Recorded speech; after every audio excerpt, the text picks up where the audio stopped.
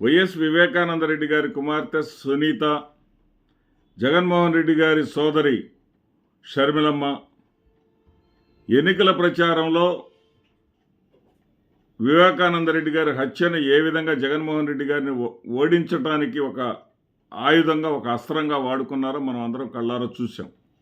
నరికి చంపారంటూ అక్కా చెల్లెళ్ళిద్దరు కూడా జగన్మోహన్ రెడ్డి గారి మీద మరి జంట శూర్పణఖల్లాగా ఏ విధంగా విరుచుకుపడ్డారో వాళ్ళ ప్రయత్నం అనేది, ఒకవేళ పులివెందుల జగన్మోహన్ రెడ్డి గారిని, కడపలో అవినాష్ రెడ్డి గారిని ఓడించలేకపోవచ్చు, కానీ రాష్ట్రం మొత్తం కూడా ఏదే జరిగింది, సొంత చెల్లెళ్ళే రోడ్డు మీద పడి కొంగు చాచి అడుగుతా ఉన్నారని చెప్పేసి రాష్ట్రం మొత్తం కూడా వైఎస్ఆర్సీపీకి చావు దెబ్బతీసిన మాట వాస్తవం. సరే, ఏది ఏమైనా సరే అప్పుడు సునీత చెప్పింది ఏంటంటే, ఇది జగన్మోహన్ రెడ్డి గారు తొక్కి పెడుతున్నారు ఈ కేసుని, సోదరుడైనటువంటి అవినాష్ రెడ్డిని కాపాడుకోవటం కోసం ఈ కేసును తొక్కి పెడుతున్నాడు, ఇది కేవలం 3 లేదా 4 నెలల్లో పూర్తయ్యేటటువంటి ఈ విచారణని అనవసరంగా తొక్కి పెడుతున్నారని చెప్పారు. మరి ఈ కూటమి ప్రభుత్వ అధికారంలోకి వచ్చి ఇప్పటికి 8 నెలలు అయింది. మరొక 6 నెలలు గడువు కోరుతూ 6 నెలల లోపు విచారణ పూర్తి చేయాలి అంటూ ఈ రోజున ఆవిడ తెలంగాణ హైకోర్టులో పిటిషన్ దాఖలు చేశారు.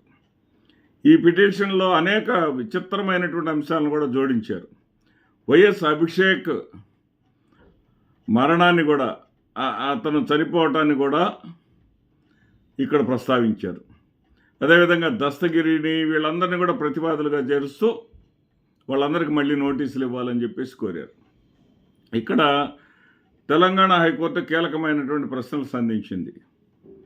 మీరు ఒకవైపు 6 నెలల్లో పూర్తి కావాలంటున్నారు, మరొక వైపునేమో వీళ్ళందరినీ మళ్ళీ ప్రతివాదులుగా చేర్చమని చెప్పేసి వీళ్ళందరినీ కూడా మీరు అంటా ఉన్నారు. మరి వీళ్ళందరినీ చేర్చాలంటే మళ్ళీ కథ మొదటికి వస్తుంది కదా అని చెప్పేసి అడిగి, సరే ఇది ఏమైనా సరే తర్వాత చూద్దామమ్మా, ఫిబ్రవరి 4వ తారీఖున ఈ విషయం మీద మాట్లాడదామని చెప్పేసి ఫిబ్రవరి 4కి దీన్ని వాయిదా వేయటం జరిగింది. ఇక్కడ మరొక ఆసక్తికరమైనటువంటి విషయం ఏంటంటే, ఆవిడ వేసినటువంటి పిటిషన్లో పేర్కొన్నటువంటి అంశమే, సిబిఐ హార్డ్ డిస్కుల్లో 13 లక్షలుగా ఫైల్స్ ఉన్నాయంట. 13 లక్షల పైగా ఉన్నటువంటి ఫైల్స్లో ఇప్పటికి ఓపెన్ అయినటువంటి ఫైల్స్ 13,700 అంటే 13,700 మాత్రం ఇప్పటికి ఓపెన్ చేశారు. ఓపెన్ కావాల్సినటువంటి ఫైల్స్ చాలా ఉన్నాయి, లక్షల్లో ఉన్నాయి. మరి వేగవంతంగా జరపండి అని చెప్పేసి ఇప్పుడు కొత్తగా పిటిషన్ వేశారు.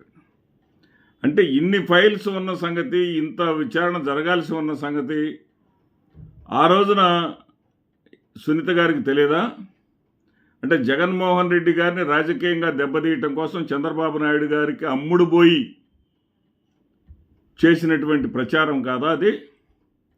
ఆ రోజున ఏ రోజైనా సరే మరి ఇన్ని హార్డ్ డిస్కుల్లో ఇన్ని లక్షల ఫైల్స్ ఉన్నాయి, వీటన్నిటి మీద విచారణ జరగాలంటే కాలం పడుతుందన్న సంగతి ఆవిడకి తెలియదా?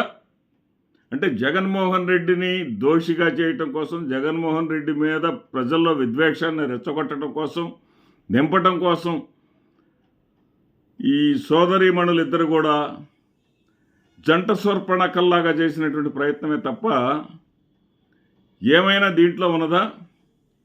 ఎట్లా ఎంత ఆశ్చర్యం వేస్తూ ఉంటుందంటే వీళ్ళ యొక్క దుర్మార్గమైనటువంటి ప్రవర్తన చూస్తూ ఉంటే, ఒక రక్త సంబంధీకులు పైగా ఒకప్పుడు అనుకునేవాళ్ళు వైఎస్ కుటుంబం అంటే ఆదర్శనీయమని, 700 మందితో పెద్ద కుటుంబం అని, జగమంత కుటుంబం అని, ఆ కుటుంబంలో అన్ని రకాల వాళ్ళు ఉన్నారని, రాష్ట్రానికి ఆదర్శనీయమని చెప్పుకునేటటువంటిది పోయి ఈ రోజున ఏ స్థాయికి వచ్చిందంటే, వీళ్ళిద్దరి వల్ల వాళ్ళ కుటుంబానికి అరిష్టం అనేది ఏర్పడిందంటంలో ఎలాంటి సందేహం లేదు. అంటే రాజకీయ ప్రయోజనాల కోసం ఎంతకైనా దిగజారుతారు. కుటుంబాలు లేవు, బంధాలు లేవు, ఏమీ లేవు. ఈ దేనికైనా ఏ స్థాయికైనా దిగజారుతారనటానికి ఈ జంట శూర్పణఖలే మనకి ఆధునిక కాలంలో తాజా ఉదాహరణలను చెప్పక తప్పని పరిస్థితి. నమస్తే.